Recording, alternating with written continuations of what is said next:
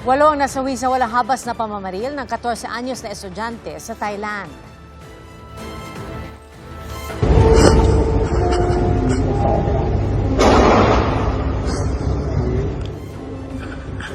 Takot ang mga estudyante habang nakatago sa gitna ng pagalingaw-ngaw ng mga putok ng baril sa loob ng kanilang paaralan. Ayon sa pulisya, estudyante rin ng paaralan ang namaril gamit ang armas ng kanyang lolo. 5 ang nasawi roon at nasa 30 ang naiulat na sugatan. Nagbaril din sa sarili ang menor de edad ng suspect. Patay rin ang kanyang lolo at lola na binaril umano ng suspect bago magpunta sa paaralan. Ayon sa Prime Minister ng Thailand, planado ang pamamaril ng estudyante. Ayon sa Philippine Embassy sa Thailand, ligtas ang 8 Pilipinong guro sa naturang paaralan. Nagpabot din sila ng pakikiramay sa pamilya ng mga biktima pati na sa komunidad ng paaralan at Thailand.